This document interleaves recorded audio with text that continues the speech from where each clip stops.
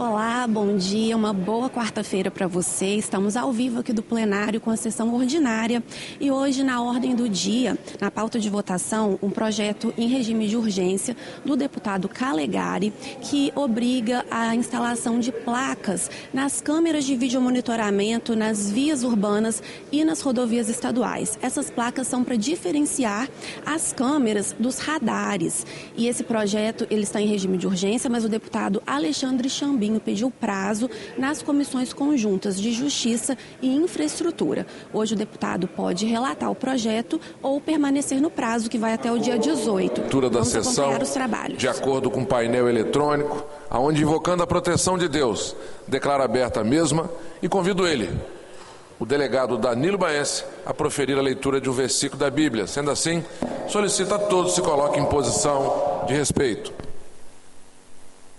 Salmo 122, versículo 1. Alegrei-me quando me disseram, vamos à casa do Senhor.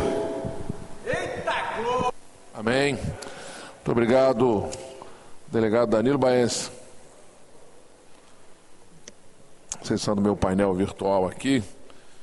Estão conosco na tela, deputado Teodorico de Assis Ferraço, deputado Dari Pagung, deputado Alexandre Chambinho, deputado Tiago Hoffmann, deputado Fabrício Gandini, deputado Hudson Big Boca Leal, deputado Bruno Rezende.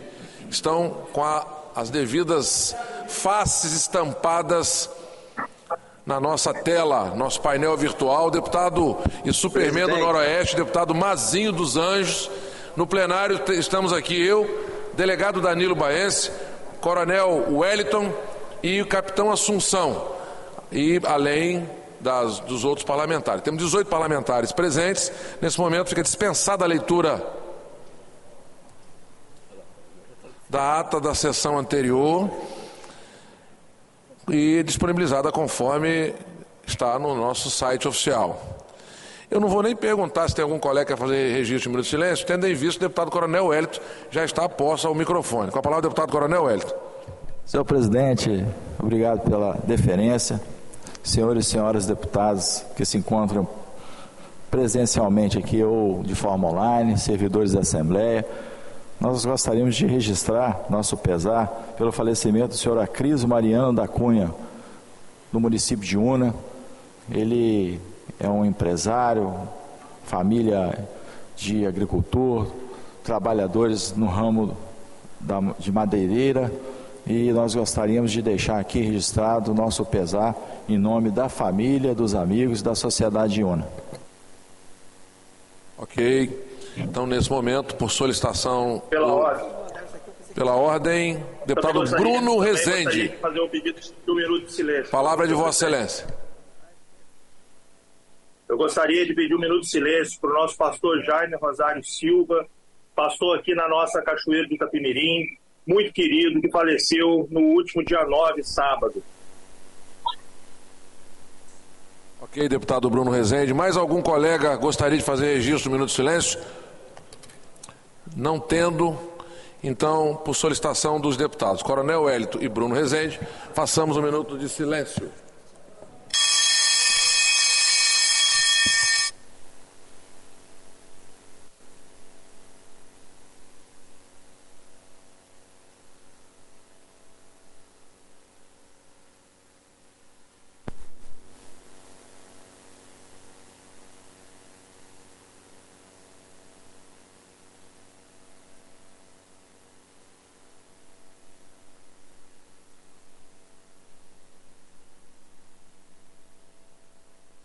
Muito obrigado.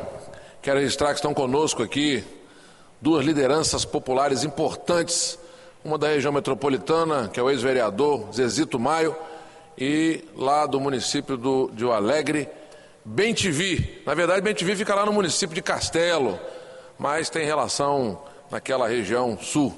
Essas duas lideranças que também são colaboradores aqui da Assembleia. Recebo o abraço da mesa diretora. Primeira fase do expediente, sujeito a simples despacho do item 1 ao 6. Trata-se de projeto das senhoras e senhores deputados para os fins que especificam. Despacho para os itens 4 e 5. Após o cumprimento do artigo 120 do Regimento Interno, as comissões relacionadas pela Presidência.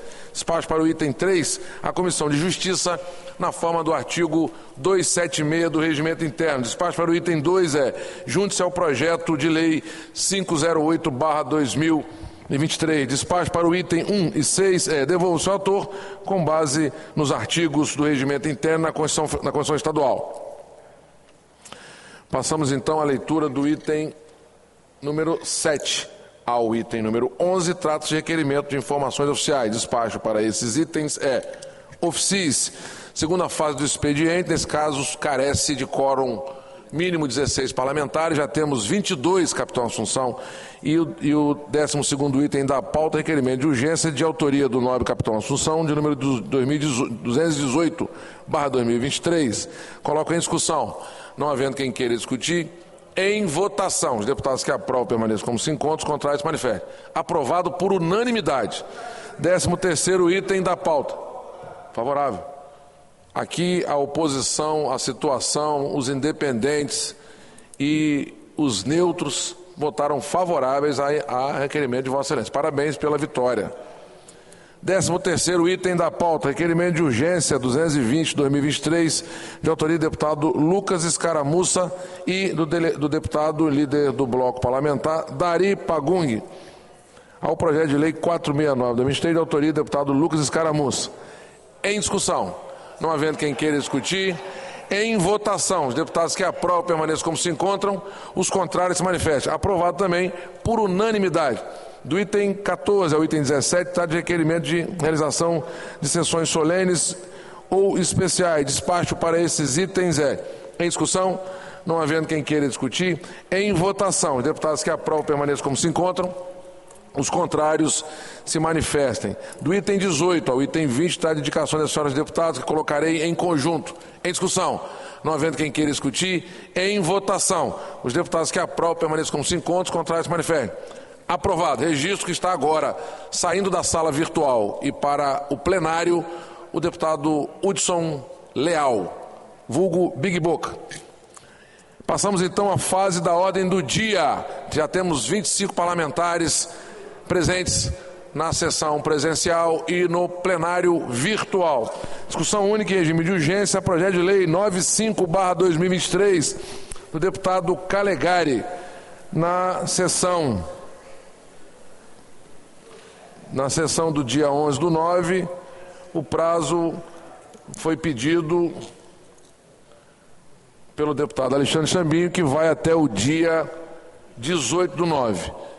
Então, deputado Chambinho, Vossa Excelência permanece com prazo ou está para relatar? Presidente, inclusive foi lido hoje no expediente um requerimento de informação do referido projeto, onde a gente faz um pedido de informação ao DETRAN, para que a gente possa concluir o relatório desse projeto, parecer desse projeto. Então eu ainda mantenho o prazo do referido projeto. Deixa eu fazer uma pergunta a Vossa Excelência. Vossa Excelência, então, eu estou nesse momento perguntando se Vossa Excelência está...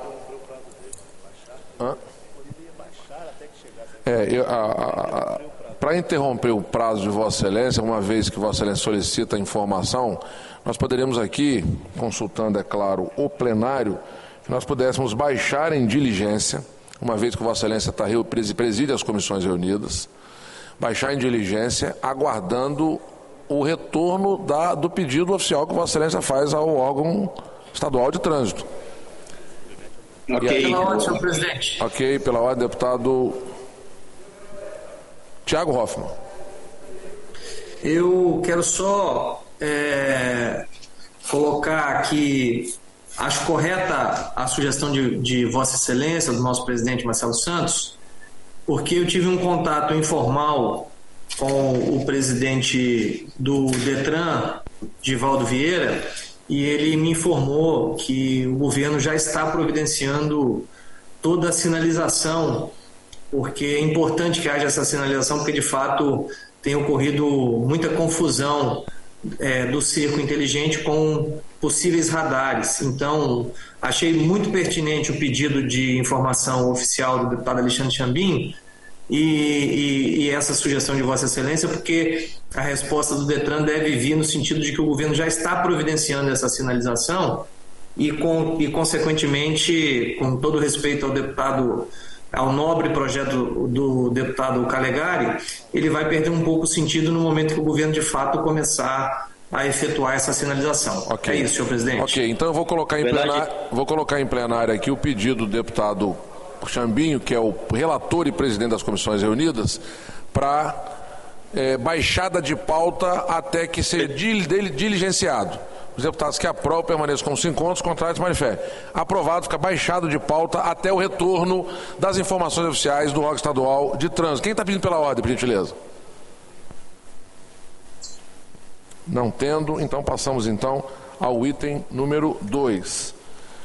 O item 2 e 3 trata de proposições em discussão especial em terceira sessão, não havendo oradores inscritos, as matérias respectivas seguem para as comissões. Do item 4 ao 9, proposições em discussão especial, primeira sessão, não havendo oradores inscritos, a matéria seguem para a segunda sessão.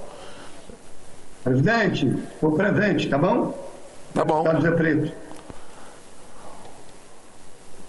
Vossa Excelência pediu pela ordem, deputado Zé Preto? Ou apenas... Está desligado o áudio de Vossa Excelência. Estou confirmando a minha presença, tá, presidente? Ah, ok. Eu pensei que era um assessor de Vossa Excelência, estava acertando a câmera. Agora que eu vi que Vossa Excelência está com boné.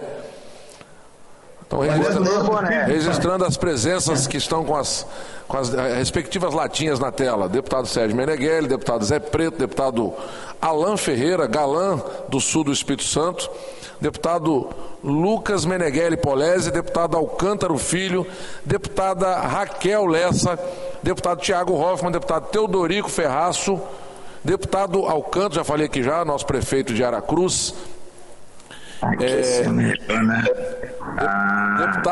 deputado Deninho Silva, que está no plenário, deputada Janete de Sá, que vai promover inclusive uma grande audiência importante, destacadíssimo o evento de Vossa Excelência. E destaca aqui a presença do nosso prefeito de férias de Linhares, deputado Lucas Escaramuça, deputado Big Boca, que é o nosso Hudson Leal, deputado Capitão Assunção, deputada Camila Valadão e deputado Coronel Hélito, além de eu estar ladeado aqui do nosso delegado Danilo Baense, que já colocou mais de 23 mil vagabundos na cadeia. Nesse momento, nós passamos a fase... Presidente, você esqueceu de mim 2 vezes, presidente. Não, quando eu falei Superman do Noroeste, já coloquei já um todinho em Vossa Excelência. Vossa Excelência está como destaque aqui na nossa tela. Então, nesse momento, passaremos à fase das comunicações. Ouço, nesse momento, a palavra do deputado Zé Preto.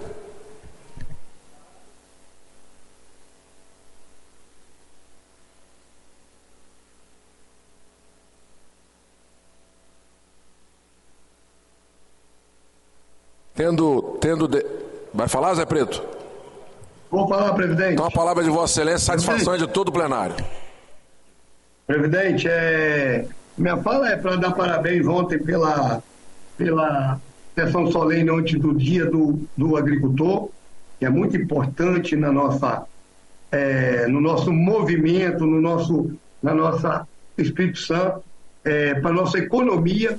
Dar os parabéns a Lucas Polese por essa iniciativa. Lucas, você está de parabéns. Nós temos que enganjar mais projetos que atendam e ajudam o agricultor, principalmente o agricultor familiar e o pequeno agricultor no nosso estado do Espírito Santo, que tanto sofre com falta de incentivo na agricultura do Espírito Santo. O governo faz muito, mas nós podemos avançar e fazer mais, fazer políticas públicas para ajudar o pequeno produtor. Ontem eu relatei que a gente vê um incentivo do governo federal querendo dar posse de terra para quem não tem direito de ter, e talvez nós que somos produtores não tem o direito de ter um documento para a gente participar do Pronaf, do Pronamp. Então, Lucas Escaramuça, também na Comissão de Agricultura, nós precisamos de fazer mais política pública para o pequeno produtor e o agricultor familiar do nosso Espírito Santo.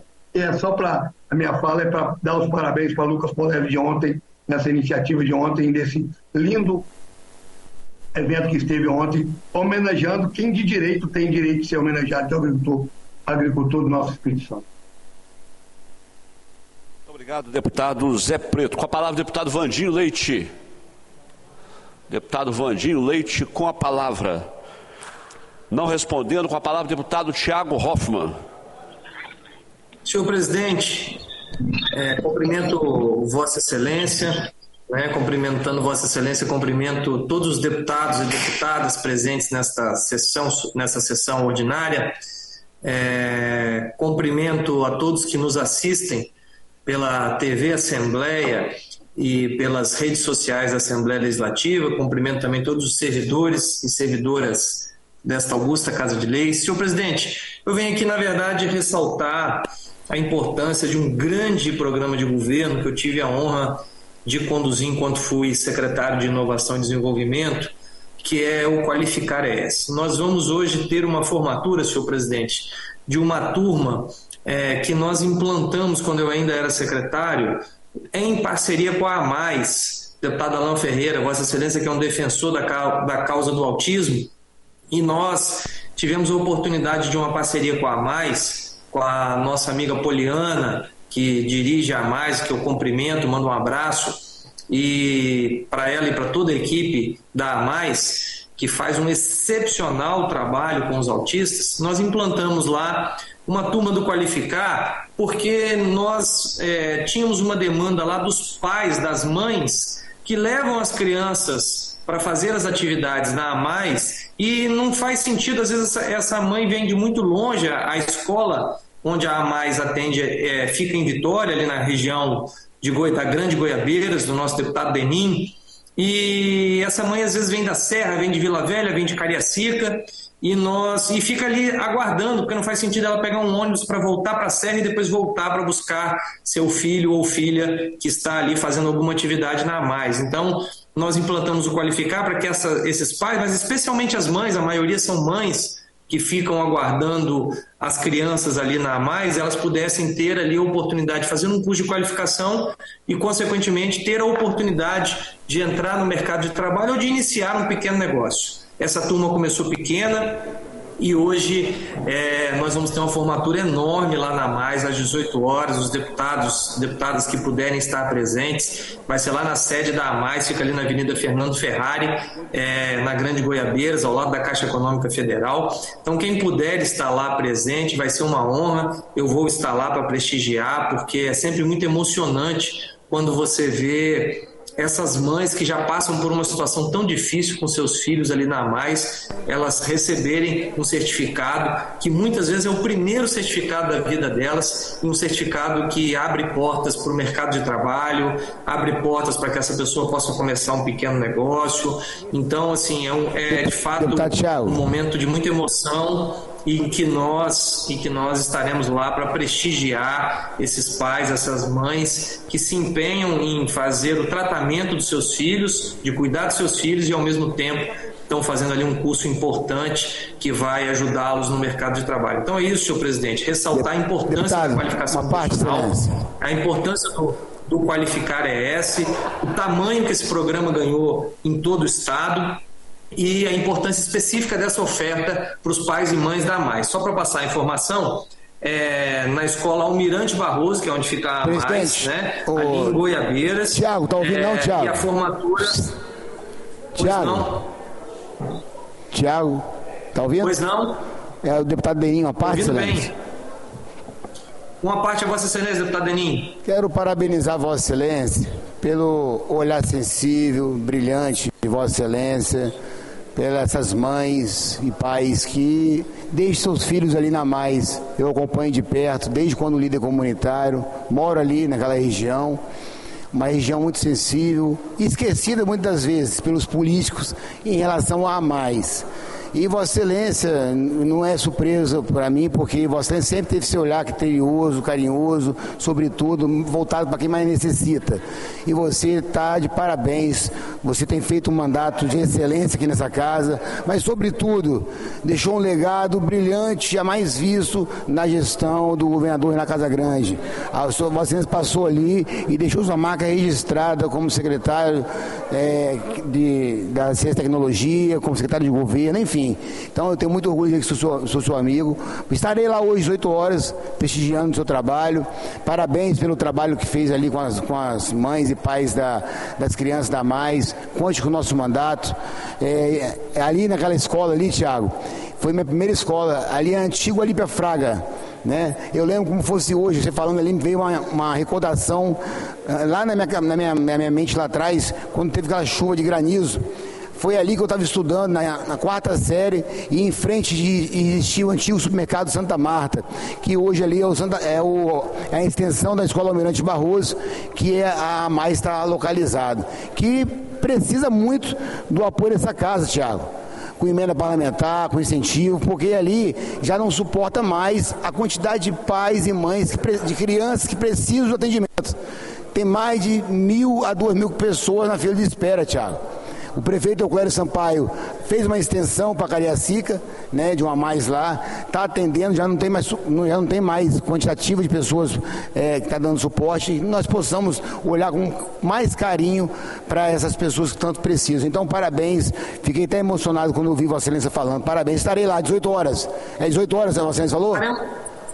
Estaremos juntos, deputado Deninho. Eu agradeço muito a fala de Vossa Excelência, porque eu quero ressaltar 2 coisas para finalizar, senhor presidente. Primeiro, agradecer as palavras do deputado Deninho, mas dizer que o deputado Deninho, ainda enquanto vereador, participou ativamente para nós levarmos o Qualificar para Grande Goiabeiras e para essa escola, para a Mais, para os pais e mães da Mais. Então, Vossa Excelência tem uma participação, Vossa Excelência sabe disso, eu ia agora finalizar falando isso. E por último, senhor presidente, parabenizar o governador Renato Casagrande, porque se não fosse o governador que deu o espaço para que nós expandíssemos o programa, nada disso estaria acontecendo. A sensibilidade do governador para programas sociais, a sensibilidade do governador para programas de qualificação profissional, de fato, merece aqui o nosso destaque, e nós temos que dar a honra ao governador, que faz uma gestão de excelência, mudando para melhor a vida dos capixabas. Obrigado, senhor presidente. Tiago, tá ouvindo aí?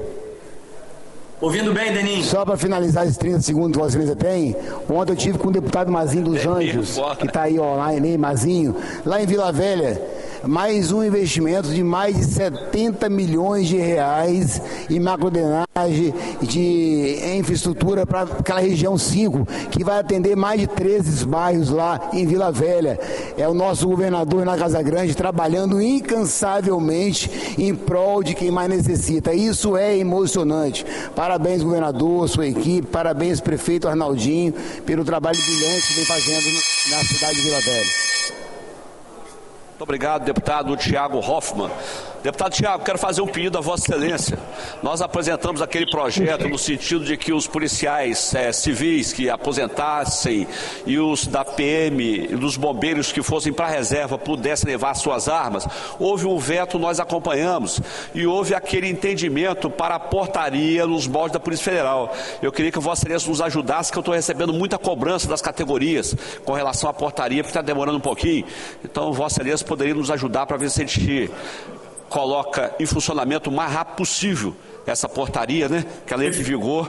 Se vai ser portaria ou decreto, não importa. O importante é que atenda as categorias. Tá bom, deputado Tiago? Obrigado, Vossa Excelência. Perfeitamente, presidente. Eu ontem mesmo, quando Vossa Excelência tocou nesse assunto comigo, fiz contato com o secretário Ramalho e estou aguardando um retorno dele, porque ele ficou de localizar esse projeto onde ele está, mas esse é compromisso do governador Renato Casagrande com Vossa Excelência, e compromisso do governador a gente cumpre, e eu vou me empenhar para que seja o mais rápido possível, tanto eu quanto o líder, deputado Dari Pagung, também está empenhado nessa tarefa. Obrigado, presidente. Muito obrigado, deputado Tiago.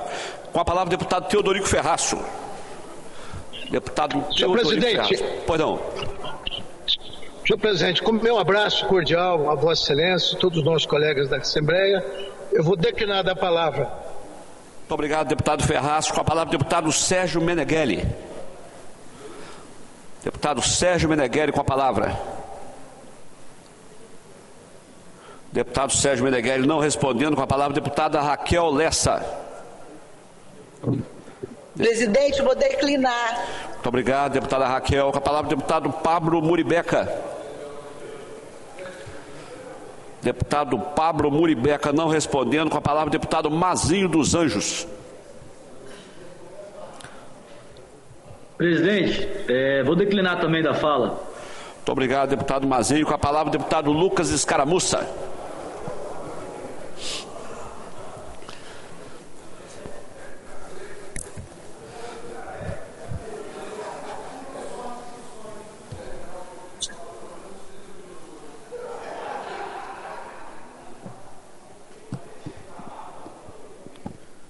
Bom dia, presidente. Bom dia, colegas deputados. Bom dia, Espírito Santo. Todo capixaba que nos assiste pelas nossas redes sociais.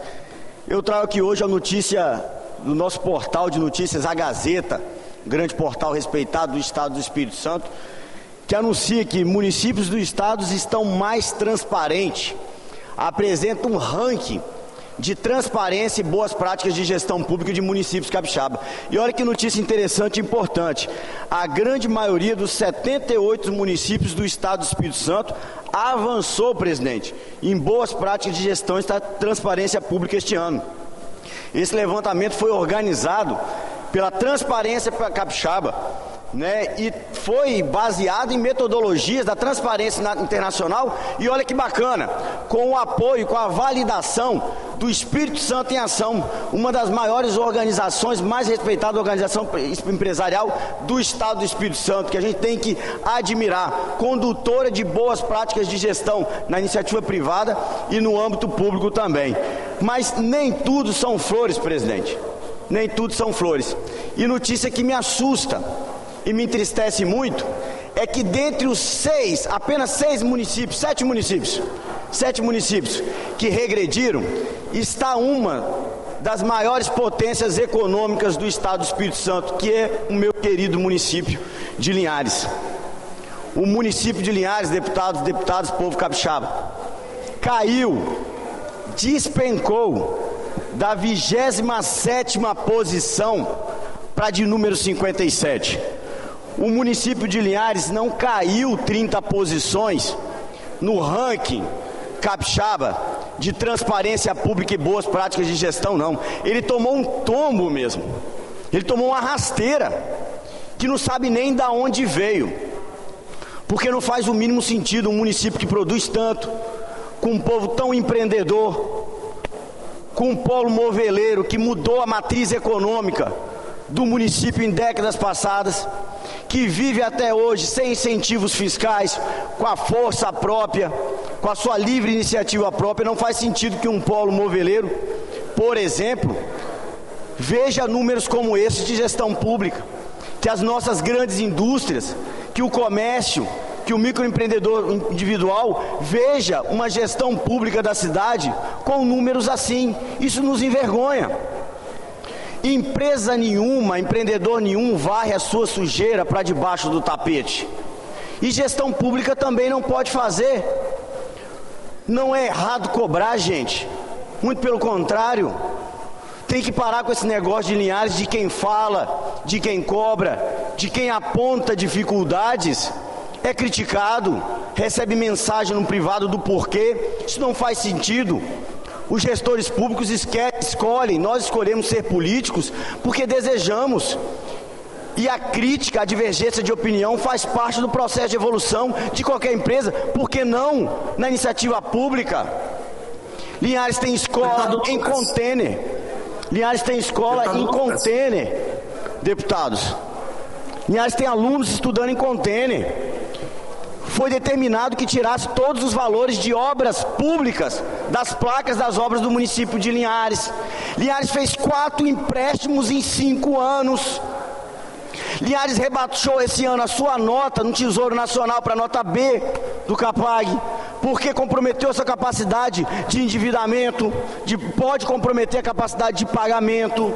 E agora Linhares despenca no ranking de gestão e transparência. Isso não faz o mínimo sentido, isso é vergonhoso para a cidade. E volto a dizer, não é errado cobrar. Quem ganha com isso? Quem ganha com isso? Linhares fez uma festa da cidade,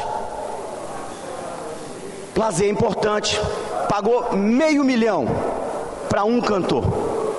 E sabe por quê?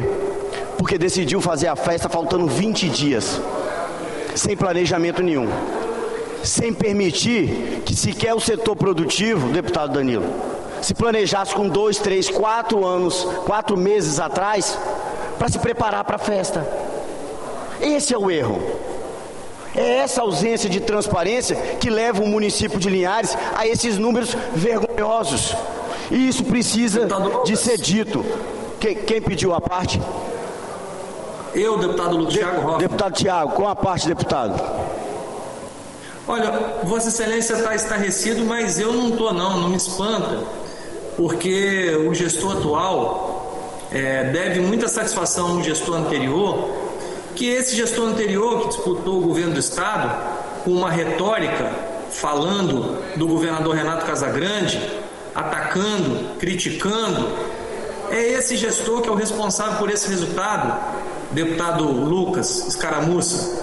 Infelizmente, a gestão de Linhares está abandonada. A segurança pública de Linhares está entregue exclusivamente ao governo do Estado. A Prefeitura não tem nenhuma ação para ajudar na segurança pública do município de Linhares.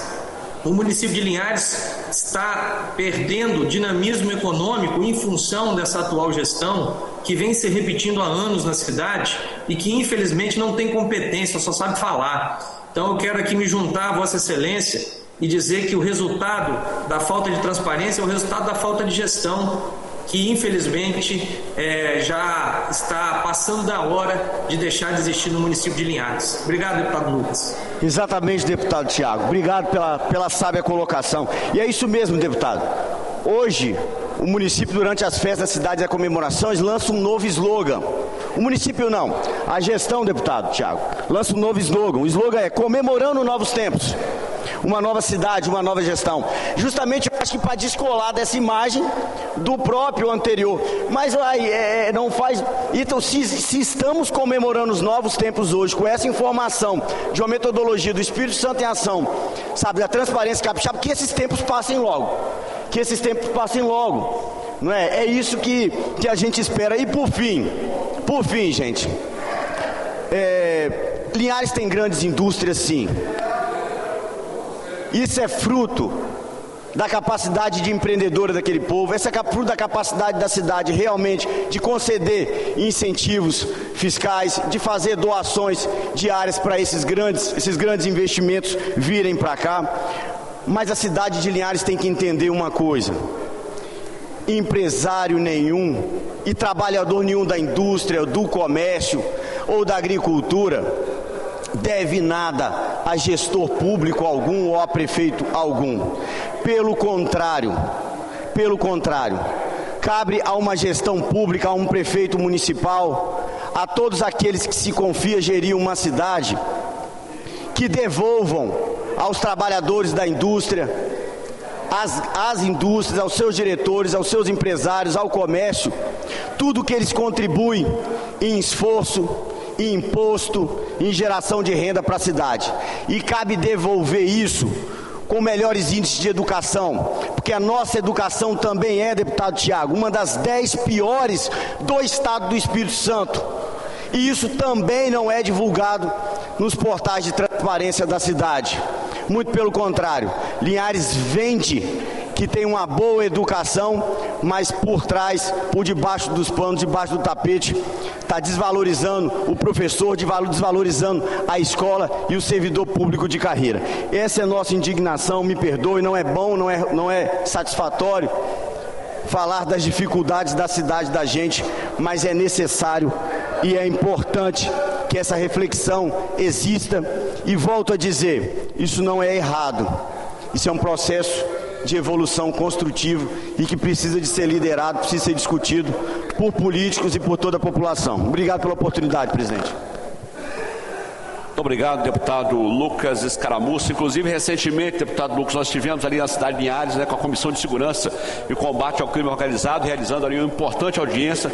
Agradecer a presença de Vossa Excelência que estava lá, Minutos antes da audiência, eu estive no gabinete do prefeito, conversando com o prefeito, conversando com o secretário também, e ele ficou de comparecer, o secretário ficou de comparecer à audiência. Infelizmente, ninguém compareceu, nenhuma satisfação foi dada, né? Não obstante os elevados números lá no município, né, com relação à criminalidade. Nós que agradecemos o comparecimento da comissão em nossa cidade, deputado. Obrigado. Muito obrigado, deputado Lucas. Com a palavra, o deputado Lucas Polezi. Bom dia a todos, bom dia, presidente, bom dia, deputados que nos assistem, sociedade capixaba. E eu queria primeiramente agradecer pela presença dos deputados, dos agricultores ontem na nossa sessão solene em homenagem ao Dia do Agricultor. Sem dúvida, uma sessão muito importante que valoriza quem merece ser valorizado, quem bota comida na nossa mesa, quem toca o PIB do nosso estado e do nosso país para frente. E o segundo ponto, presidente, que eu queria falar, estou sendo bem ouvido aí? Estou, né? Muito bem, estamos ouvindo bem e vendo, ok? Tudo certo. O segundo ponto que eu queria falar é sobre, respondendo algumas falas que eu acompanhei até pela mídia ontem, contra a minha fala a respeito da situação da Arquidiocese de Vitória e do Padre Kelder. Algumas falas, inclusive, questionando o Instituto da Imunidade Parlamentar de deputados aí da esquerda. Eu acho engraçado que quer dizer, o Instituto da Imunidade Parlamentar vale para eles ficarem chamando, por exemplo, o nosso ex-presidente ou qualquer pessoa de direita de genocida, de fascista, no caso do nosso ex-presidente. Nunca respondeu nenhuma ação por isso, mas eles chamavam noite e dia, imputavam crimes a ele, e para isso vale o Instituto da Imunidade Parlamentar. Agora eu não posso interpretar que um padre que passa dia sim, dia não, atacando a polícia militar, falando que a polícia é fascista, genocida, atacando a honra dos nossos policiais, falando que eles são racistas, que inclusive chegou a dizer, o Padre Kelder, que as armas do tráfico de drogas são fornecidas pela polícia militar. Ele chegou a insinuar isso sem prova alguma.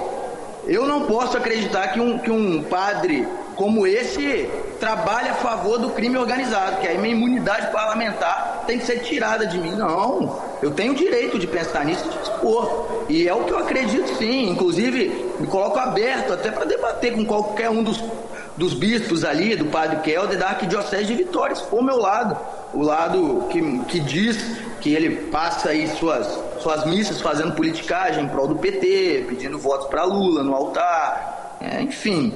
Essa é a minha fala, defendendo a minha liberdade de expressão aqui como parlamentar, minha imunidade parlamentar, de apontar o que eu acredito que está errado. A quadra ali é sim da Igreja Católica, está cedida por uma ONG ali.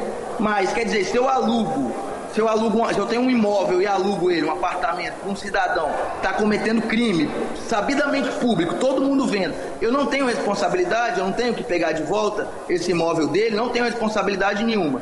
E muito engraçado que para criticar a polícia, o padre é o primeiro, mas a situação ali do baile funk com um fuzil acontecendo debaixo do nariz dele, dentro do quintal ali dele, isso aí ele nem viu, né? Aí isso aí ele não critica. Mostra a parcialidade e o duplo padrão moral do cidadão.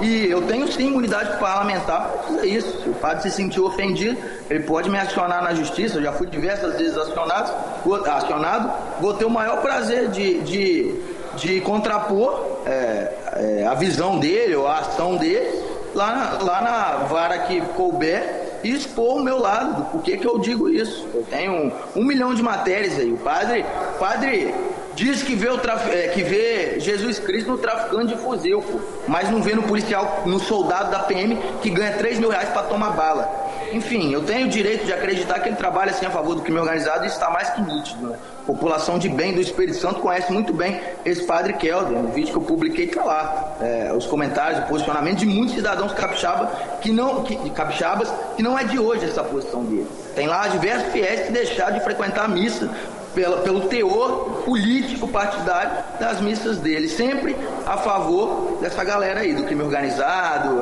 de traficantes. Enfim, essa é a minha fala, presidente, defendendo o instituto da minha imunidade parlamentar e da minha liberdade de expressão como parlamentar aqui. Muito obrigado. Muito obrigado, deputado Lucas Polezi. Com a palavra, deputado João Coser.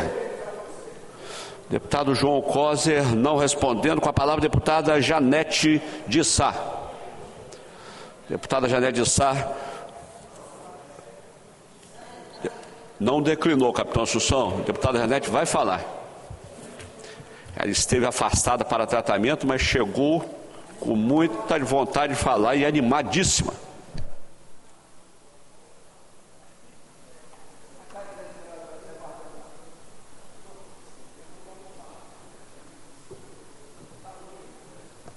Bom dia a todos e a todas presentes. Inicio cumprimentando meus colegas de plenário e agradecendo pela solidariedade, pelas orações, por terem rezado para o nosso restabelecimento. Muito obrigada. Cheguei aqui na segunda-feira e fui muito bem recebida.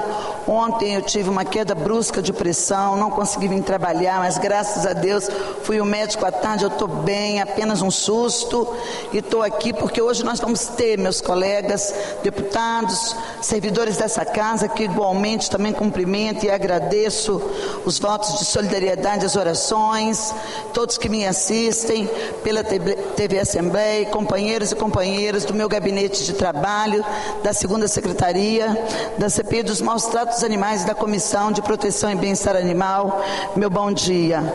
Hoje vai ser um dia muito importante. Nós vamos estar às 18h30, fazendo mesmo em recuperação, mas não podia deixar de estar fazendo uma audiência da CPI muito importante, em decorrência de nós nos depararmos na tarde do último sábado com mais um caso estarrecedor de covardia cometida contra os animais em nosso estado. Aconteceu em Guarapari, na Praia do Morro, um sargento aposentado da Polícia Militar de Minas Gerais, que atualmente mora no nosso balneário, ele matou a tiros um cachorro da raça Golden que passeava em ruas muito desertas na parte interna da praia, da região da Praia do Morro, em ruas mais internas, com familiares, com a tutora, o esposo da tutora, 3 crianças, inclusive um bebê que estava num carrinho, um bebê que não tem nem 1 ano de idade. E esse elemento, infelizmente, ele não sabemos o que houve, porque as imagens, ela não mostram a princípio nenhum ataque do animal a esse senhor. O animal é de uma raça Golden, uma raça muito conhecida como um animal dócil, é um animal inclusive que serve de guia para as pessoas que necessitam desse auxílio, dessa contribuição. Um animal que dificilmente você vê alguém dizer que foi atacado por um Golden. Em geral, eles são grandes e eles abordam as pessoas até que não conhecem para brincar, porque eles gostam muito de brincar. E eu não sei por que razão esse senhor que foi abordado por este animal, o animal já não estava próximo dele, estava a certa distância, e ele alvejou contra esse animal, desferindo tiro fatal, que acabou fazendo com que esse animal morresse, na assistência que foi dada pelo médico veterinário, mas com várias lesões em órgãos vitais, o animal veio a óbito. Nós vamos estar nessa sessão da noite, de 18h30, fazendo essa oitiva, ouvindo o culpado, a tutora e 2 testemunhas que se dispuseram a falar e que viram os fatos. Esse assunto, ele ganhou repercussão em todo o estado do Espírito Santo, a nível nacional, e temos inclusive repercussão internacional. Nós já temos mais de 2 milhões de pessoas acessando as redes sociais, cobrando dessa CPI, cobrando de nós parlamentares que apoiamos a causa animal, respostas para uma situação dramática como essa, covarde e cruel dessa natureza. Nós vamos estar aqui dando a oportunidade para que o autor do disparo esclareça à sociedade esse ato que foi cometido na praia de Guarapari. Ele que não é do Espírito Santo, mas está morando aqui, a gente precisa saber das razões, o que ensejou esse ato, esse gesto que precisa ser esclarecido. Essa audiência, ela vai ter a participação de 2 deputados federais, deputado federal Fred Costa, de Minas Gerais, que é um defensor da causa animal, o deputado federal mais votado do estado de São Paulo, Bruno Lima, que é deputado também da causa animal, é delegado. Nós temos vários delegados que militam na causa animal e que são parlamentares, então deputados estaduais de diversos estados que são embaixadores do nosso trabalho, num trabalho nacional que é realizado por um grupo de parlamentares denominado Cadeia para Maus Tratos. Eu sou embaixadora no Espírito Santo e cada estado tem um embaixador, esses colegas também vão estar participando, e eu peço aos meus colegas, os colegas da CPI, o deputado Chambinho, o deputado Serginho Meneghelli, peço aos deputados da comissão, que pertence à Comissão de Proteção e Bem-Estar dos Animais da Assembleia, recém-criada e que já está fazendo um sucesso, o deputado Coronel Wellington, o deputado Alain, que eu estou assistindo aqui ele pela tela, deputado Lucas Polese, deputado Thiago Hoffmann, para poder estar conosco, deputado Chambinho, que faz parte das 2 comissões, e também todos aqueles deputado Danilo Baiense, que reconheço também ser um grande defensor da causa animal,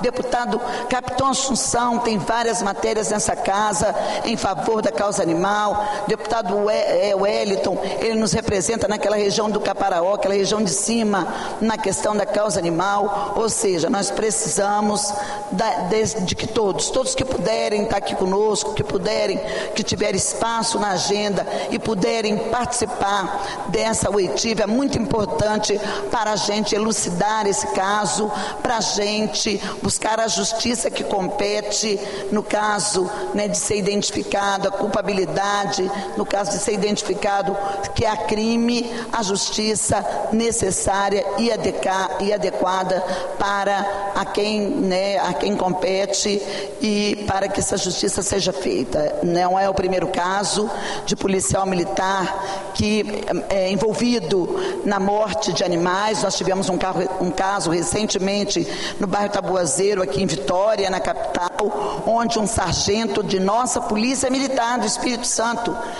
alvejou e matou, executando 2 cadelinhas apenas porque elas estavam no beco de passagem, que é um espaço, é uma servidão que dá acesso à casa da mãe deste policial militar. Nossos policiais militares têm um treinamento grande e isso é inadmissível que aconteça no seio de nossas polícias. Por isso, por ser um agente de polícia, um agente de enfrentamento à violência, um agente que é efetivado pelo Estado, está nos quadros do Estado como carreira, inclusive, essencial para a proteção e segurança da população, não podemos permitir que este profissional ele cometa um ato desse. Então nós precisamos saber o que está acontecendo e a razão desta CPI das oitivas vem nessa direção, para que essas pessoas possam esclarecer à sociedade do Espírito Santo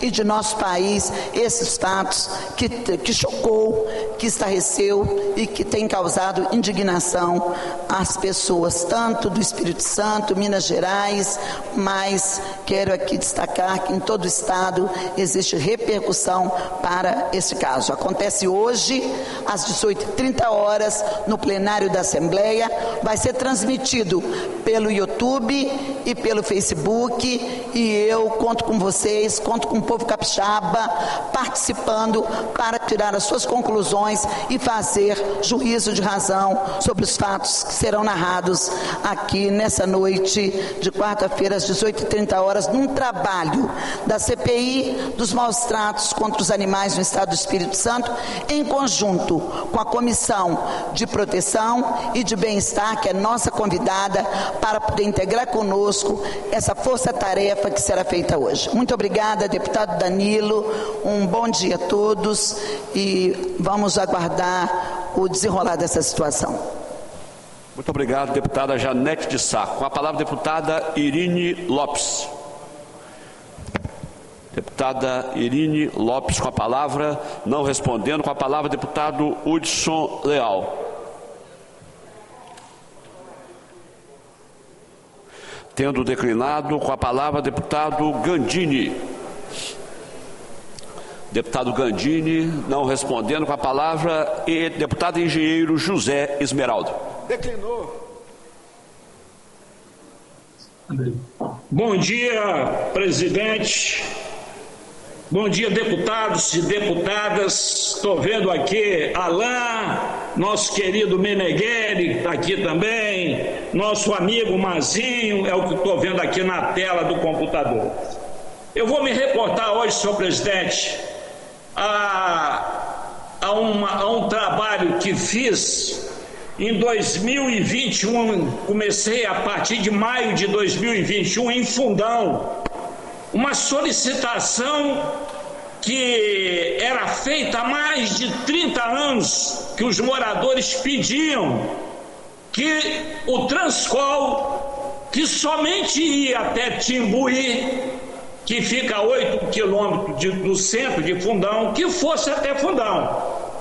Comecei a fazer um trabalho com o secretário-chefe da Casa Civil, Davi Diniz, juntamente com o nosso vereador, brilhante vereador de Fundão, o Vilcimar Correia, e várias outras pessoas.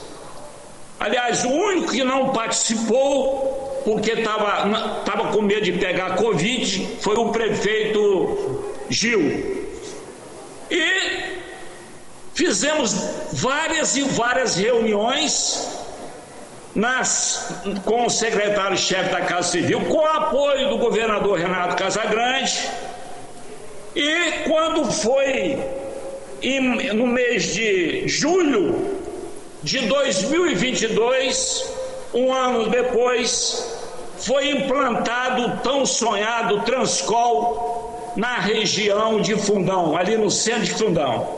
Foi uma festa linda, maravilhosa, até mesmo porque esse Transcol, ele iniciou a sua cobrança com 4,20, e as duas empresas que prestavam serviço de hora e meia, ou até mais, que a população ficava esperando de Fundão, o Lírio do Vale cobrava R$19 e a Águia Branca cobrava R$26. R$26 a Águia Branca e o Lírio do Vale 19, e o Transcol dando 20 viagens por dia, começa lá às 5 horas da manhã, onde dá oportunidade para todos aqueles que trabalham, principalmente os vigilantes, ou seja, todos os trabalhadores, poderem se tranquilizar na sua ida e na sua volta. Então foi uma vitória muito grande, uma vitória excepcional. Eu, que sou um deputado que tem vários mandatos,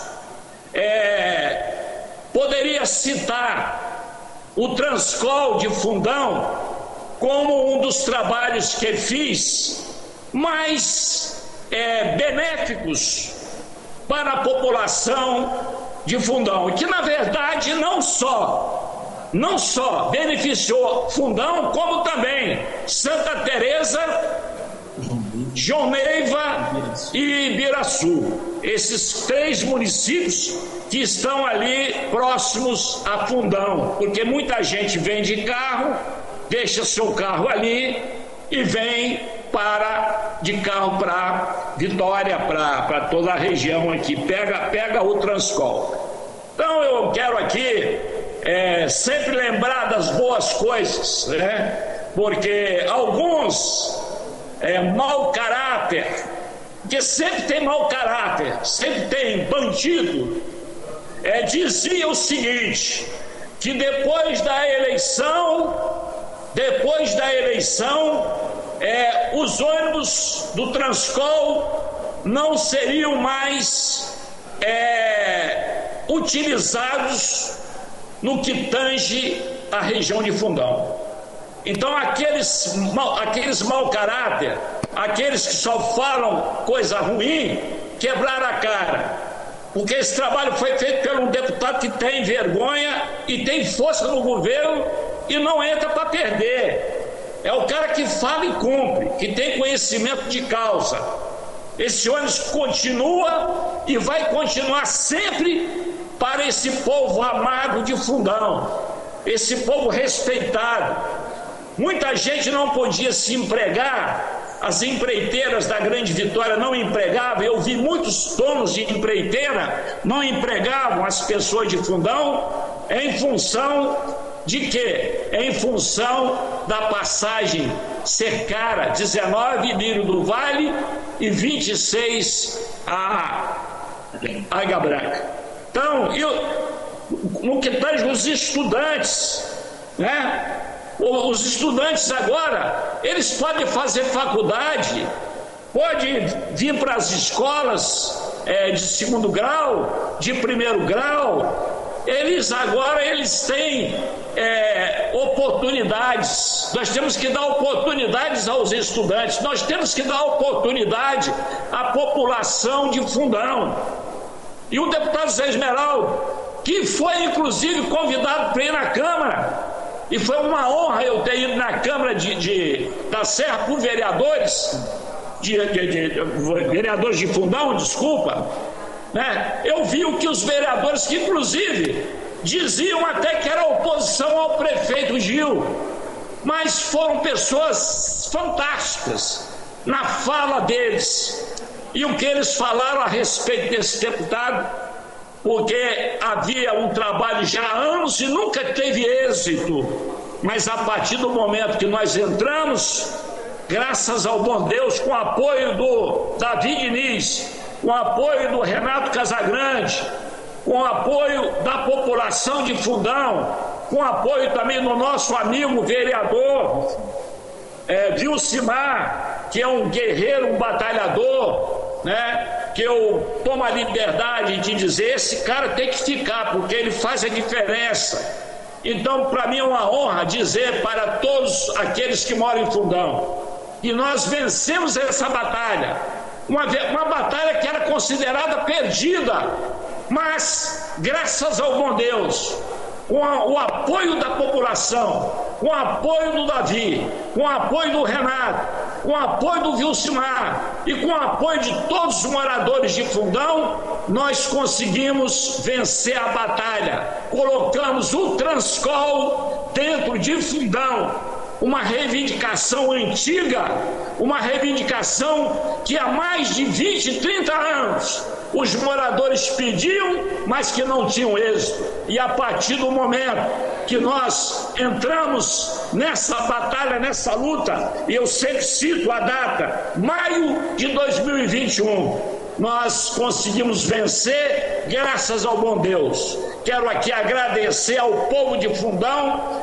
por ter acreditado no deputado Zé Esmeraldo. Quero agradecer a todos aqueles que realmente precisam desse transporte coletivo, esse transporte maravilhoso, aonde nós temos ali o horário correto, porque antes o horário é 1h e meia, ou seja, o povo ficava ao Deus dará. Era de 2 em 2 horas, de 3 em 3 horas, e agora não. Agora são 20 viagens do Transcol por dia e a população começa o seu trabalho. Esse Transcol começa a estar lá em Fundão a partir de 5 horas da manhã e vai até às 11 horas da noite. É isso que a população de Fundão merece. É isso que a população que merece o respeito nosso. Obrigado, Davi Diniz. Obrigado, Renato Casagrande, por ter ouvido o deputado Zé Esmeraldo, que foi para cima e conseguimos êxito. A população de Fundão está alegre, feliz e satisfeita por ter conseguido, através desse parlamentar, colocar o tão sonhado Transcol lá dentro de Fundão. O Transcol de Fundão é uma realidade. O Transcol de Fundão ficará para sempre dentro desse município tão importante para o estado do Espírito Santo. Muito obrigado e boa quarta-feira para todo mundo e grande abraço. Muito obrigado, deputado engenheiro José Esmeraldo. Com a palavra agora, o nobre deputado Dr. Bruno Rezende.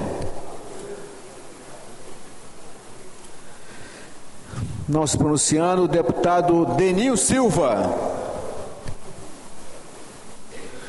Também não. Com a palavra, o nobre deputado presidente da Comissão de Segurança, deputado delegado Danilo Baense. Bom dia, presidente. Bom dia, senhores deputados e deputadas, todos que nos assistem pela TV Assembleia e aos servidores dessa casa. Presidente, desde 2019, nós estamos lutando aí numa preocupação muito grande com o sistema prisional do Estado do Espírito Santo, Coronel Hélio. Hoje, nós temos capacidade para 14.825 presos, mas nós estamos com 22.678 presos, um acréscimo de mais de 52%. Na última segunda-feira, a Comissão de Segurança, capitão Assunção, fez uma visita ao presídio de Queimados, na Serra, onde ocorreu aí uma fuga, agora recentemente, nos feriados, de 7 presos. E olha o que foi constatado naquele presídio. A capacidade física do presídio é de 548 presos, mas nós temos ali 949. A capacidade física de cada cela, coronel, 4 presos, mas nós estamos com 9 em cada cela. Nós temos 30 condenados ali aguardando transferência. Nós temos um efetivo ali de 51 policiais penais e 23 DTs. Com a lotação de 949 presos, o ideal, segundo levantamentos do próprio sindicato, seriam 189 policiais penais. E hoje nós temos 51. 189 seria o ideal, nós temos 51. O sistema de monitoramento necessita de manutenção. Muitas câmeras não funcionam. Sabe por que, capitão, que ocorreu essa fuga com tanta facilidade? As 4 torres não funcionam. Nós estamos passando ali as imagens. Mas as 4 torres não funcionam por falta de efetivo. Então, coronel, elas estão desativadas. Obviamente, se as torres estivessem funcionando, se nós tivéssemos ali um policial penal em cada torre, certamente não ocorreriam essa fuga. No dia de ontem, foi dia 11 aqui a visita, no dia 10, nós tínhamos lá 17 servidores, sendo 6 efetivos, 1 em escala especial e 5 DTs, além de 5 que estavam lotados lá no presídio, mas estavam em escala hospitalar, atendendo, obviamente, a essas pessoas que precisavam de um atendimento médico. Mas para agravar a situação, capitão, foi inaugurado um presídio, um PVV 6, lá do Xuri, e retiraram, vejam só, coronel Hélio, foram retirados ali da penitenciária lá de Queimados, exatamente 20 servidores, num dia só. Já não tinha ninguém, tiraram 20 para poder compor lá o efetivo da nova penitenciária. Mas ontem nós voltamos, capitão Assunção, a fazer uma visita novamente, mas dessa vez já ao PE-VV 6, a penitenciária estadual de Vila Velha 6, que foi inaugurada agora recentemente. E essa visita foi feita porque recebemos, olha só as condições, essa visita foi feita porque recebemos aí uma série de reclamações de servidores, de familiares e também em virtude do registro da fuga lá no presídio, que ocorreu de sábado para domingo. As grades, coronel, não são condizentes com o presídio. As grades que foram colocadas nas celas e no sistema do presídio, elas estão mais para um jardim de um condomínio do que para grades de celas onde deveria conter essa quantidade de presos. Elas não estão chumbadas, as grades não foram chumbadas. Você vê que foi uma coisa feita às pressas, né? E não tomaram as devidas cautelas. Lá existem, capitão São, 17 câmeras de monitoramento, mas só 2 funcionam. Das 17, somente 2 funcionam. Lá existe já uma superlotação nesse presídio. Ele tem capacidade para 862 presos, mas está com 1.595 internos. As celas, que têm capacidade para 8, estão com 15 presos cada cela. Então nós conclamamos aí ao nosso secretário de Justiça, doutor André, para que adote providências, e conclamamos também ao governo do Estado, para que no prazo mais curto possível, faça ou promova o concurso, para que nós possamos contratar mais policiais penais, porque senão não adianta manter mais um presídio aberto se nós não temos efetivo e não temos capacidade técnica de dar a segurança que eles merecem. Nós vimos no passado, capitão, são muitos casos de fugas e por um tempo essas fugas reduziram consideravelmente, mas agora elas voltaram a ocorrer. E para fechar só aqui, eu quero conclamar aqui ao delegado titular da SPP, doutor Júlio César, para que instaure os procedimentos necessários para apurar tanto as fugas ocorridas nos 2 presídios, lá em Queimados, onde houve uma fuga e mais uma tentativa, e também do PEVV 6, onde houve uma fuga e mais tentativas. Mas o mais lamentável, capitão São, até hoje, a fuga ocorreu de sábado para domingo, até hoje não foi registrado o boletim unificado. Não existe boletim dessa fuga. Fizeram uma simples comunicação aos CIODs que havia ocorrido a fuga, mas não houve o registro de ocorrência.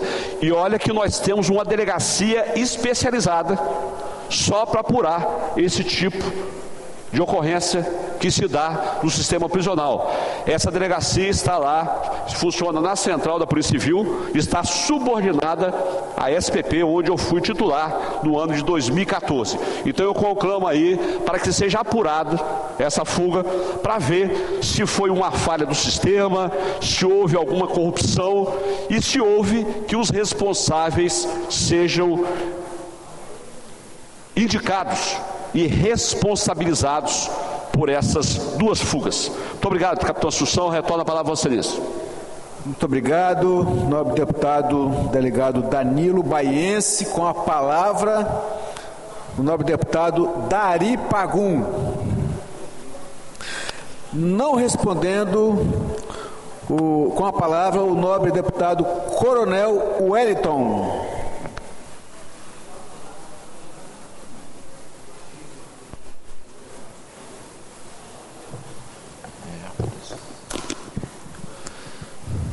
Senhor presidente, senhoras e senhores deputados, senhores servidores, comunidade capixaba, um bom dia, Deus abençoe todos. Nós gostaríamos de ocupar nosso tempo, inicialmente, com o mesmo tema que foi falado pelo deputado delegado Danilo Baiense, presidente da Comissão de Segurança, na qual nós observamos o registro de que em menos de uma semana 14 presos fogem das cadeias do Espírito Santo, 4 em Vila Velha e 4 na Serra. Em sequência, por favor, os 14 detentos foragidos, tanto da Penitenciária Estadual de Vila Velha quanto da Unidade da Serra.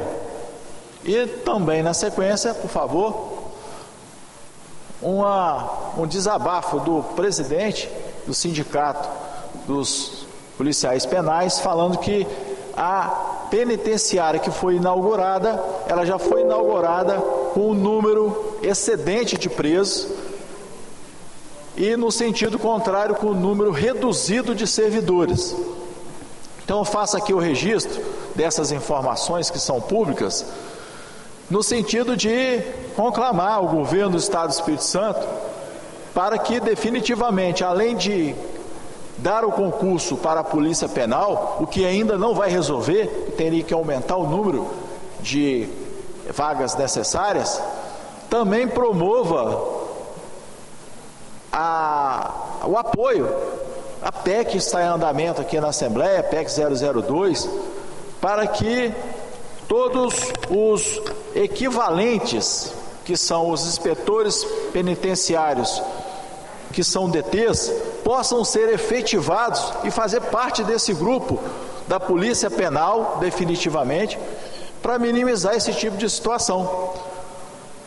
Uma vez que esses detentos na rua, em continuidade que nós estamos falando, esses detentos com certeza estão cometendo crimes, e a Polícia Militar, a Polícia Civil, que também tem seus efetivos reduzidos, não estão dando conta de conter a criminalidade.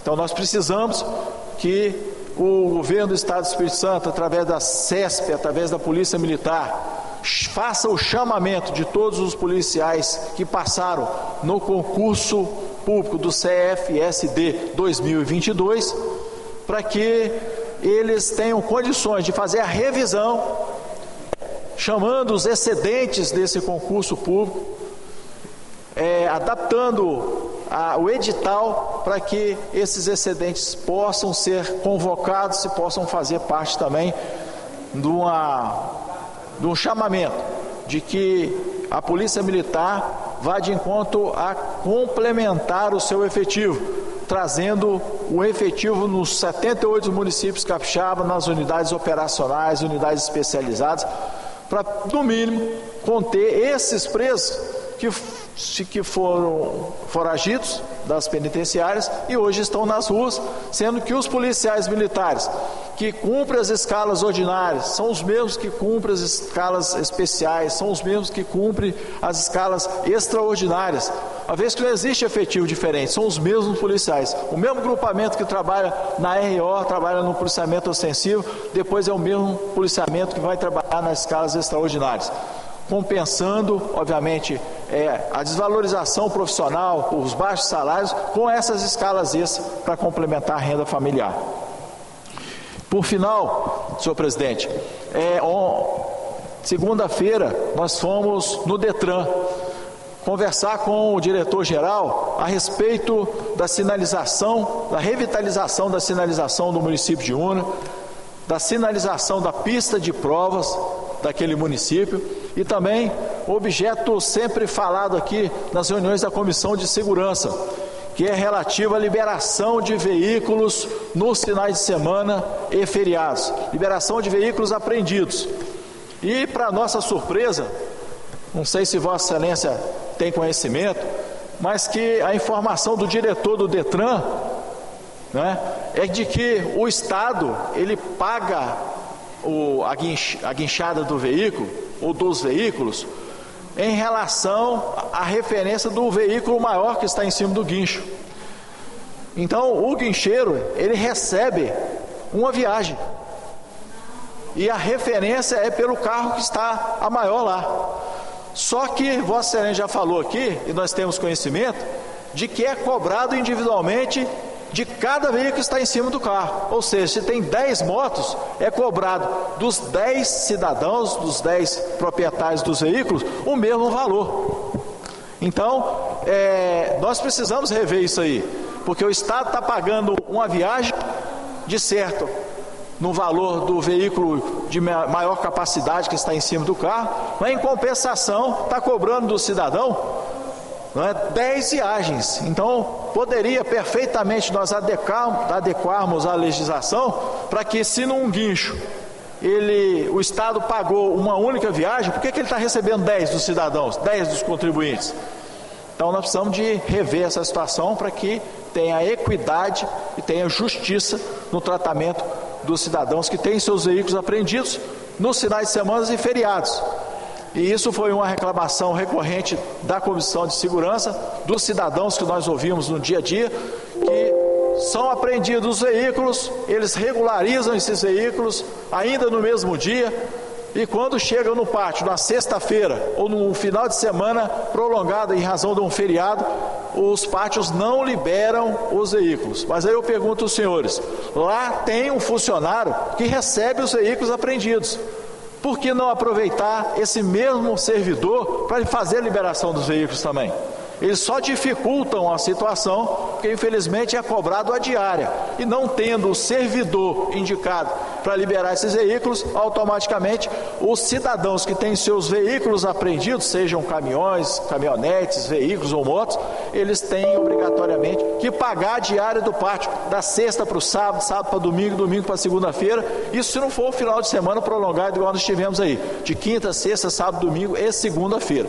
Então nós deixamos aqui registrado o nosso contato com o diretor do Detran, inclusive nós somos muito bem recebidos, e o encaminhamento dessas demandas. Muito obrigado, presidente. Muito obrigado, deputado Coronel Uélio, parabéns pela sua fala.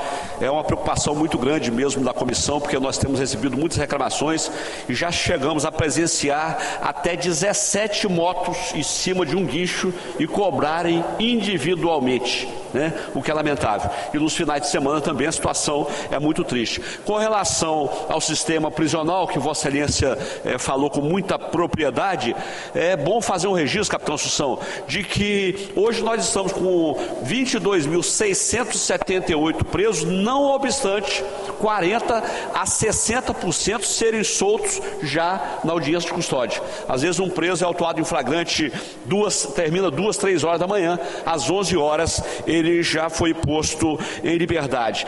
E, coronel, nós tivemos ali no presídio aí em Queimados, e nós apanhamos lá, trouxemos a lista dos 949 presos, capitão Assunção, para fazer exatamente uma checagem, porque Vossa Excelência, que estava como vice-presidente da comissão em 2019, nós tivemos lá na Cascu VV, em Vila Velha, havia, por exemplo, um preso com alvará de soltura, mas estava preso com alvará, e haviam mais 70 presos aproximadamente com a cadeia vencida. E lá no complexo de Xuri, no único presídio que nós fomos naquela ocasião, haviam mais de 170 presos com a cadeia vencida. Então nós conclamamos também aí ao nosso secretário de Justiça, doutor André Garcia, que sempre foi muito solícito conosco, para que providencie um levantamento em cada presídio, porque certamente existem e deve existir ainda muitos presos com a cadeia vencida e que deveriam ter sido liberados e não foram. Eu concedo a palavra agora ao nosso deputado capitão Assunção.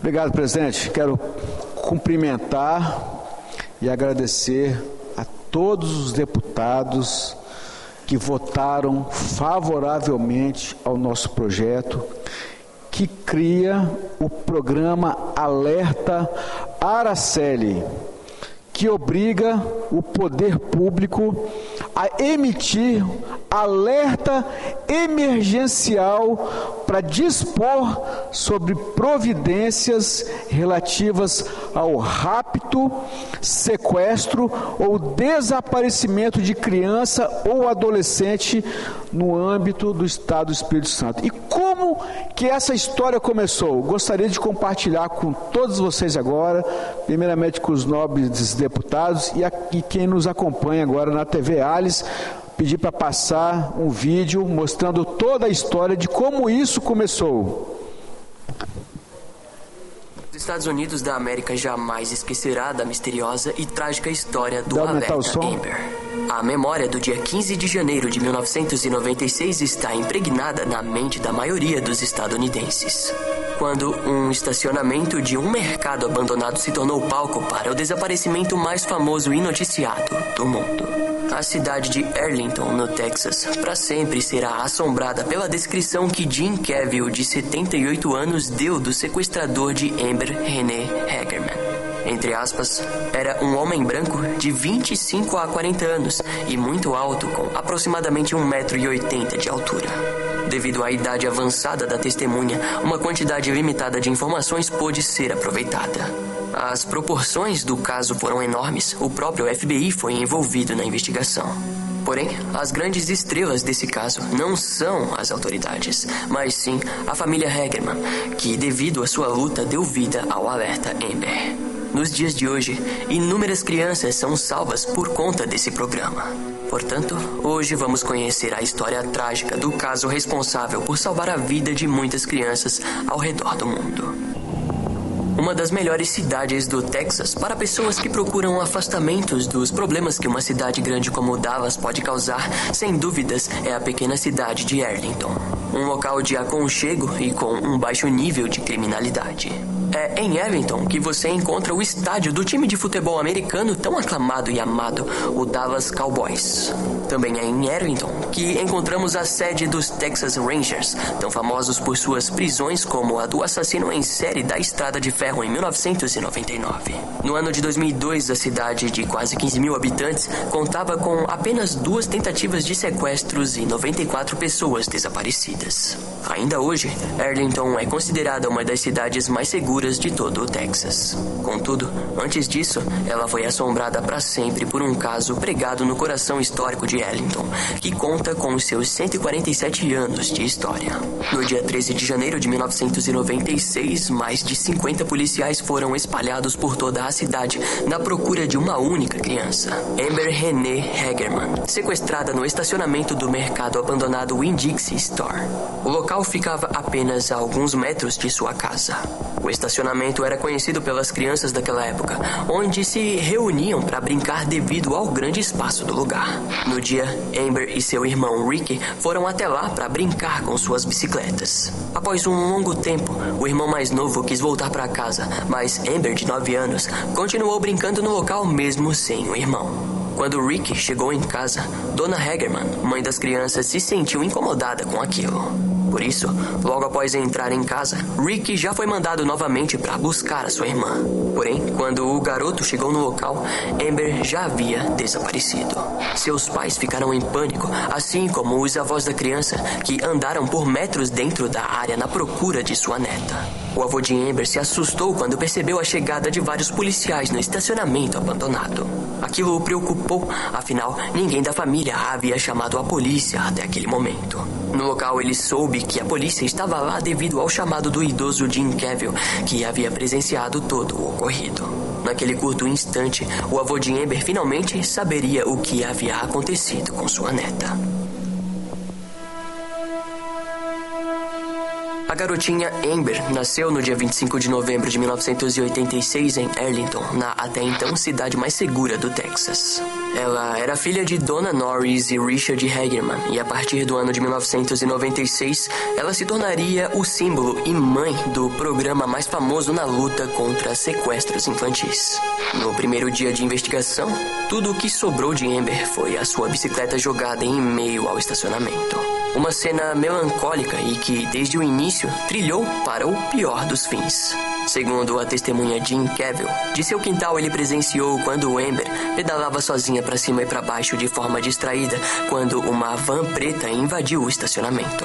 Do veículo, um homem alto com aproximadamente 1,80 m, branco, com idade entre 25 e 40 anos, agarrou Amber, que gritou e chutou o homem na tentativa de escapar. O homem, porém, acabou tendo êxito em levá-la para dentro de sua van. Após isso, a van saiu em alta velocidade, com todo o ocorrido tendo acontecido dentro de uma faixa de 2 minutos. Jim ligou rapidamente para a polícia, que chegou no local em poucos minutos.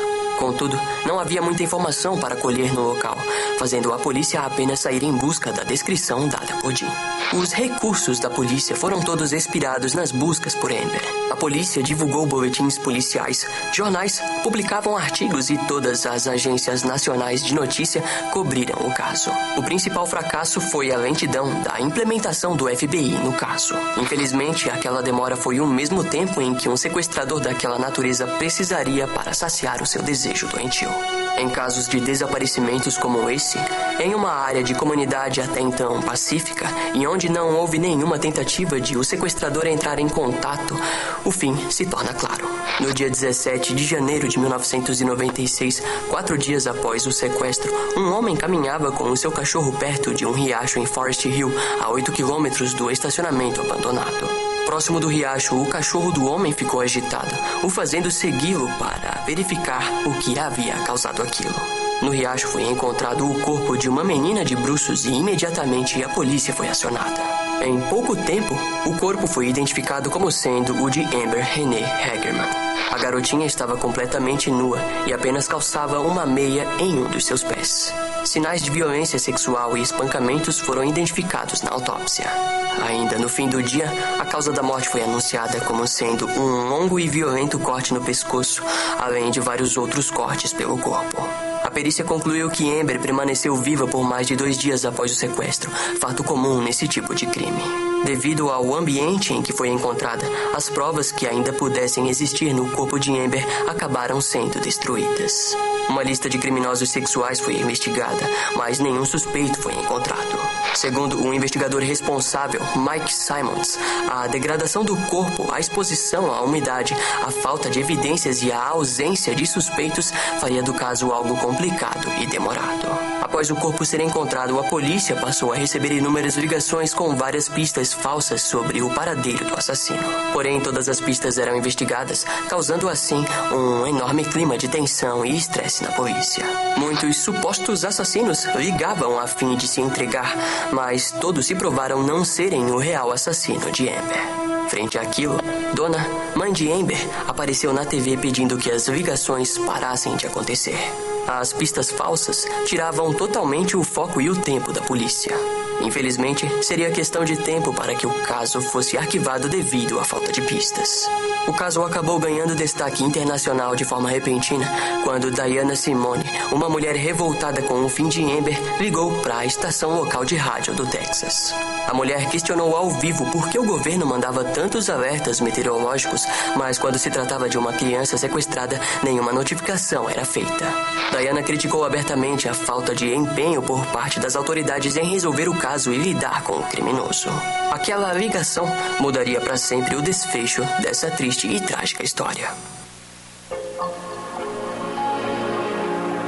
A ideia de Simone ao ligar para a rádio foi de que um sistema de emergência deveria ser configurado para que, quando uma chamada como aquela ocorresse, todas as estações de rádio interrompessem a programação para transmitir o alerta. Ela nomeou o programa como Plano de Amber. Logo, ele foi renomeado para Alerta Amber, que significa Americans Missing Broadcast Emergency Response. Na tradução livre fica algo como Desaparecidos da América, transmissão de resposta de emergência.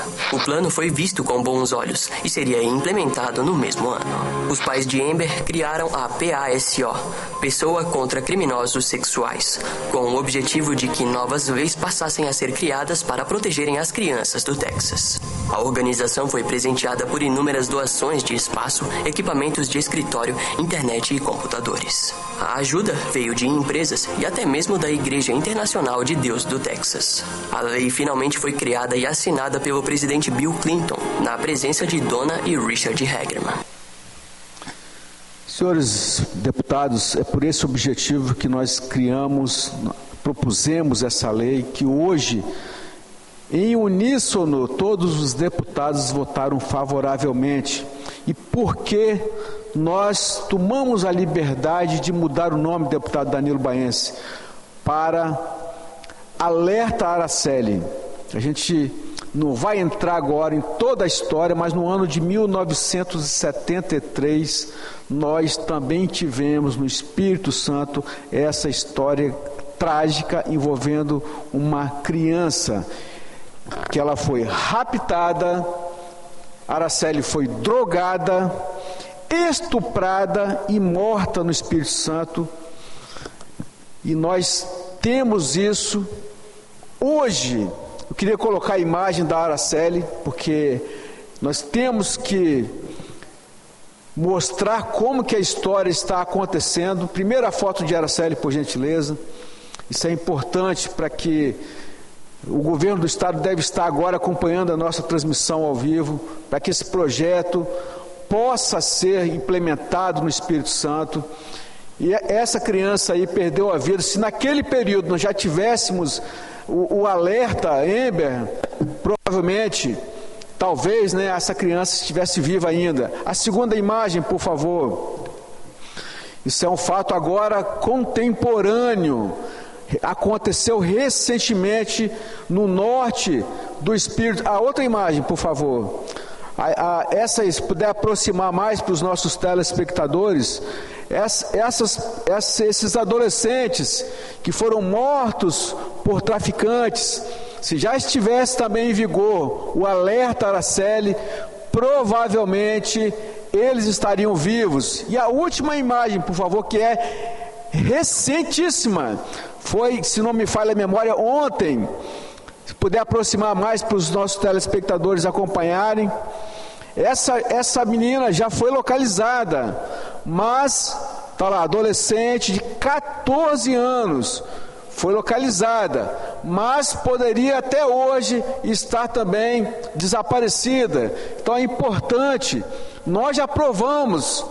Eu estou falando agora para o governo do Estado, estou falando agora para o secretário-chefe da Casa Civil, Davi Diniz, e a Procuradoria-Geral. Nós já aprovamos, fizemos o nosso trabalho para que nós criássemos uma ferramenta para proteger as nossas crianças. Agora a missão é do governo do Estado, e eu peço a sensibilidade do governo do Estado, a sensibilidade do secretário-chefe da Casa Civil e da Procuradoria-Geral, para que não vete esse projeto importantíssimo para preservar, salvaguardar as nossas crianças, dar um plus de segurança para as nossas crianças. Muito obrigado, presidente. Deputado Danilo Baiense. Muito obrigado, deputado Capitão Assunção.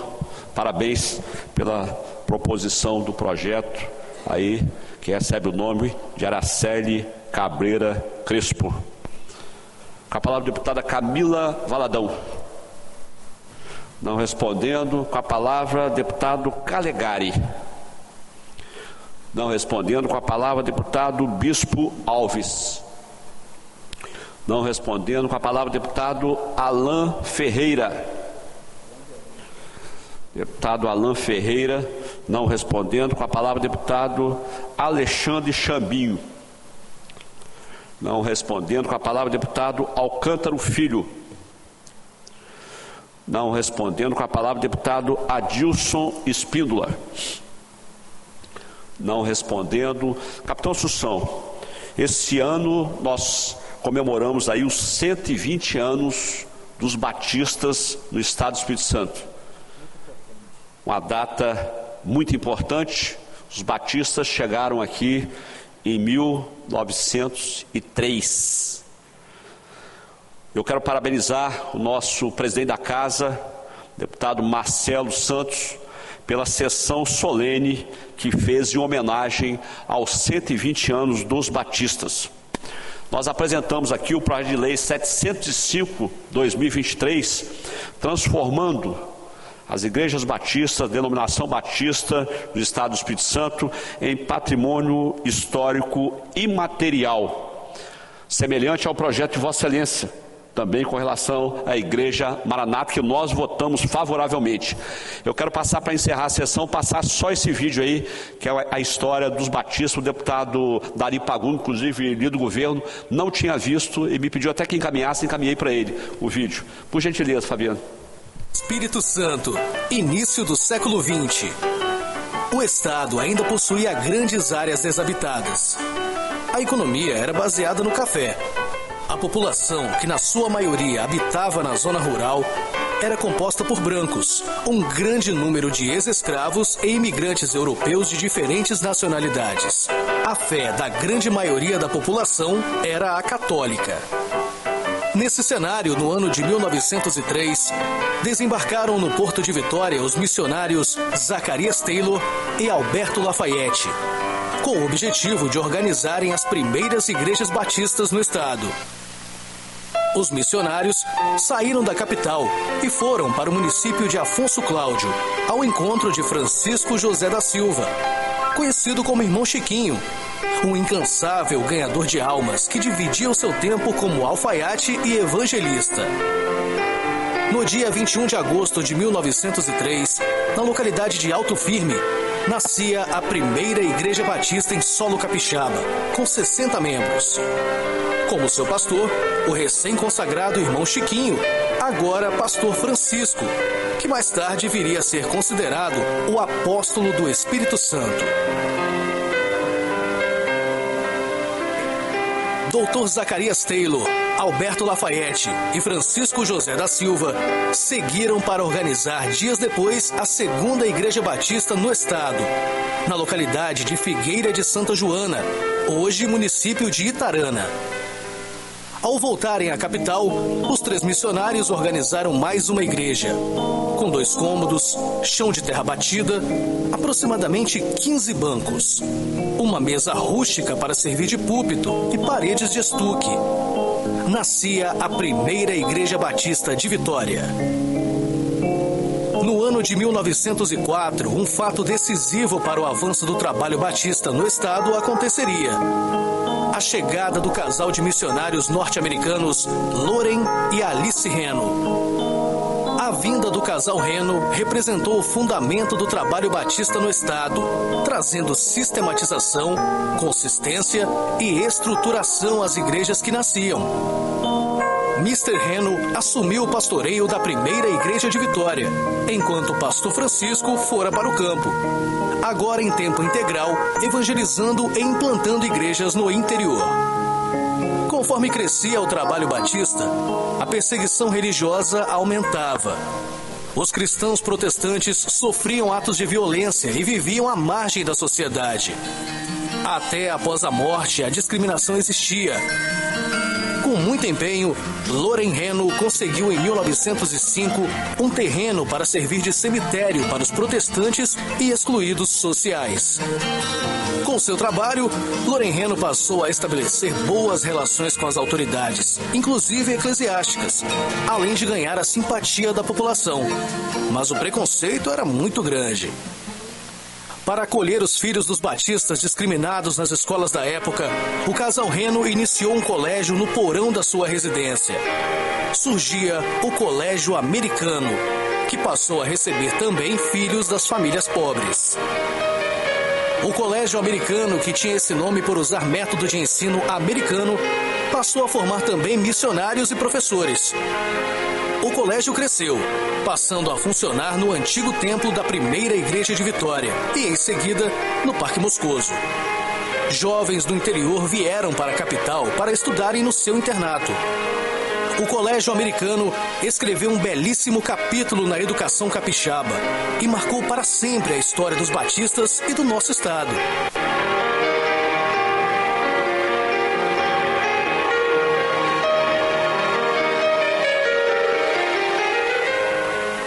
Homens de Deus, como o missionário sueco Carl Svensson, vieram para o estado na década de 20, ampliando a propagação do evangelho principalmente no norte do estado. No sul, Fernando Drummond. Na região do Vale do Rio Doce, Manuel Balbino Lanes. Na capital, Almir Gonçalves fora capacitado por Reno para substituí-lo quando chegasse a hora, fato que aconteceu. Severino Lira, um vendedor de bíblias que usava desse pretexto para visitar as casas das pessoas e evangelizar. O ex-padre José Landeiro. José Lopes, mártires da fé, como Joaquim Davi, espancado até a morte em Itabapuana por afirmar que seguia a Cristo. São apenas alguns dos pioneiros que abriram um caminho para chegarmos até aqui. O casal Loren e Alice Reno deixaram uma base sólida para aqueles que vieram depois deles. Loren Reno descansou no Senhor em 1935 e Alice retornou para sua terra natal. Nas décadas seguintes, o trabalho dos batistas capixabas continuou a crescer. Daquela primeira singela igreja em Alto Firme, floresceram igrejas em todo o estado. À sombra desses gigantes do passado, o Senhor continuou a levantar homens e mulheres de Deus, cheios do Espírito Santo, para levar as boas novas do Evangelho, implantando igrejas e organizando o trabalho denominacional. Ação social, ensino teológico, música e educação cristã. Ativas organizações de homens, mulheres e jovens, sempre com muito empenho no trabalho missionário. Fiéis às palavras do apóstolo Paulo. Porém, em nada considero a minha vida preciosa para mim mesmo. contanto que complete a minha carreira e o ministério que recebi do Senhor Jesus para testemunhar o Evangelho da graça de Deus. Ao nosso Senhor e Salvador Jesus Cristo, seja dada toda a honra e toda a glória pela história dos batistas no Espírito Santo. Muito